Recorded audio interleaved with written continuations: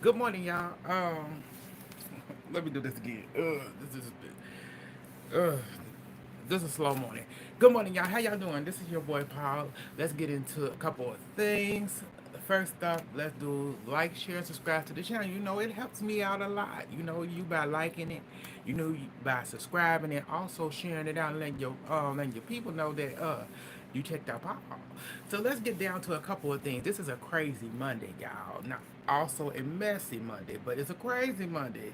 So let me just give a shout out to I hope everybody had a great Easter. Cause yesterday was it was good for me. You know, I did a little cook and did my little 1 2 1 2. You know, I had to show my skills, did barbecue and I always do overdo it for myself a lot. When it comes to barbecuing, when it comes to cooking, period. Cause I grew up, get it from my mama. When you have I grew up with five siblings, so it's always in our house always was a lot of people. So I'm used to cooking like it's a lot of people. So enough of that. But let's get into these topics that I got for y'all for this crazy Monday. So first up, we got Tamar Braxton. So she ended up doing a little promotion for Blakk Smoke. It's a black owned hookah company that did all natural fruit. Is made out of all natural fruit juice, and it's the only hookah that she smokes because she got to keep that voice together. I said, girl, you shouldn't be smoking at all, because I said it don't matter if it's made out of pure juice, fruit juice, still can mess up your vocals. But you're grown and you're gonna do what you're gonna do. But the voice still is down packed. But I said, girl, I need you in full form. Full form. But moving on past her, let's get into some other stuff. And we got Los Angeles. So Los Angeles is getting a little, they losing out on a lot of money. So apparently the filming and production, well, filming and TV productions, companies are actually moving on out. They moving out and moving to other places, moving over, because a lot of movies are not made in Los Angeles anymore. I said, well, they was never made. I said, I don't think they was made in Los Angeles in a long time, because they usually made everywhere else, from New York, Boston. They made overseas a lot. Um, they are made in Georgia, but they losing out on a lot of money. Los Angeles is, and they're trying to figure out a way of um, bringing TV and production companies back into the area because they need that money. I said, yes, y'all do. So let's move on past still. Let's move on to Omarion. So Omarion, he's touring for the Millennium Tour and everything, and he asked the fans, do y'all love me? And they yelled back, yes. He said, F that. Keep that fake love. I said, damn. I said every time they turn around, these fans can't give you no look. They can't. They come to support you, come to see you, and you just don't like them. It's like I have never ever seen the artist get up here and do this much um this much negative towards their own fans. Like he's truly negative to them. Like they come out here to hear you sing your 1 2 bops that as a solo artist wasn't really all that. But they come to see you and support you, and you treat them like they worse than an ex-girlfriend. And it's sad. Like, man, really? You asked them if they loved you, and they told you yes, and you told them keep it. I said, I wonder, I understand why you single. I really do. I really do, baby. What's up in the chat? How you doing?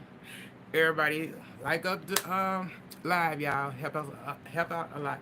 So he got that going on. So we moving on past Mr. Omar. So we move on to new evidence came to support Latasha from Escape, saying that she owned the Escape name, which she does co-own it. She co-owned it with her sister and stuff, and so people had to show that and whatever. So the comments was like, she acting like she owned it all right by herself. I said, well, she's an owner. She had to get in too much detail. She just said she's the owner. She could pull it, and she could have, but she getting paid either way. But that's what's going on with them. Don't really care. So let's move on past them. Let's move on to Mr. Ray J himself. So Ray J is out here acting a fool as he usually do, cause you know he got to do what he do to get. He has worse as Kanye, but he out here doing Ray J. So he on a boat, y'all, you know, with some ladies and told them, you know, I like my fish. I like my girls' fish a little stank, you know, just a little bit. And I said, why is you recording this? And somebody posted it. Because that seemed like a little bit too much info for anybody to be knowing that you want to. I said, on top of that, you know, he telling us about his personal endeavors, and then he move over to going off about Princess, because him and Princess was seen hugged up at a, you know, Millennium show and whatever. She drunker than you know what, you know, so she wanted her man. She all up on him, giving him the good, you know, dancing to the music, feeling it and stuff. And she may have gave him something that night. And the next morning, she realized this wasn't it. She came to realization she did too much. And now he said she playing with his emotions. He said I can't do this. She playing with my emotions. I said you knew what she was about. She been honest with you this whole entire time. She let you know point blank that I'm going to be. You need to watch these kids because I'm going to see who this, and this how it's gonna be. And you can't do that about it. She playing the games you play, and she being upfront about it. But y'all gonna do what y'all do because you Reggie and Princess. Is y'all gonna get divorced? I don't think so. I think y'all gonna end up doing this cycle as long as y'all want to, or I think y'all gonna do it until these kids reach 18. Is what it looked like because if she really wanted to divorce him, she could have did it. But Princess like playing these toxic games with Ray J. It's what they do. It's like they get a feed off of it for some reason, and they like to do things that involve their so-called friends, and then turn on them. It's like they feed off of it, and I really don't get that with them. But you know, Reggie and Princess, do what y'all do best. I said, you like it, I love it. So let's move on past them. Let's move on to, so we got some tragedy that happened in Dallas, Texas, where a 17-year-old boy ended up going viral because he did a video short, because he ended up at a high school doing a mass pow pow. And he did a video saying that the reason he did it was because he had lost his mom, his grandmother, and he's dealing with a lot of stuff. And he didn't want to take his own self out. So he rather get arrested. I said, wow. I said, that's very sad. But after that, he ended up turning himself in. They said 2 to 3 people was injured, but you know, hopefully he get help. Hopefully everything's work out for the people who were injured. They didn't say if anybody passed, so thank Lord nobody did. But that's what's going on there. Let's still move on to Gracelle Bouvet. So she ended up unfollowing her cast mates after she left the show. So she unfollowed her, even her bestie, Sutton Stratton, and she only follows my homegirl Jennifer Teagley and Kathy Hilton. I said that sounded about right because I said Sutton didn't defend her friend at all. So this is what's gonna happen. So let's move on past them to let's move on to NBA player DeMar. So the update is NBA player DeMar. He got into an incident at a sushi place where him and a fan got into it. Where a fan actually came up to him and shoved a phone with a bright light in his face, and you know he reacted, and the whole place had to get him up off of him. And so now the fan is saying that he is gonna file a lawsuit against him. And I'm saying, sir, he said he was injured. He was seen by paramedics. I said, how? I said, you walked up on this man. this video on your own camera, showing you on your phone, showing that you literally walked up to him. You was disrespectful. Flashed a big old bright light in this man's face and thought he wasn't gonna do anything. And you can't do that to people.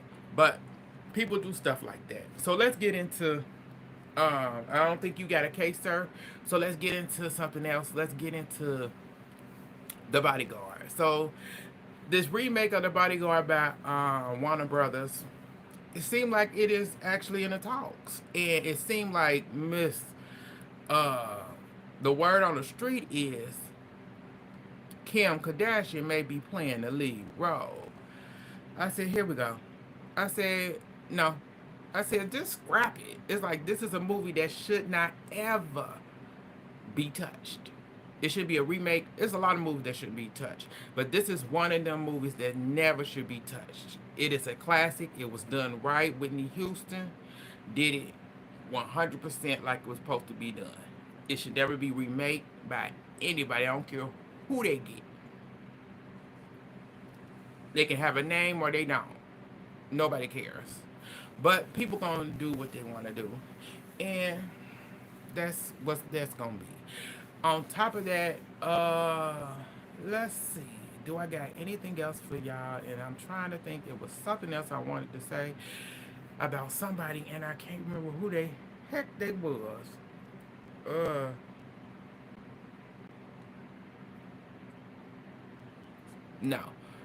no, no.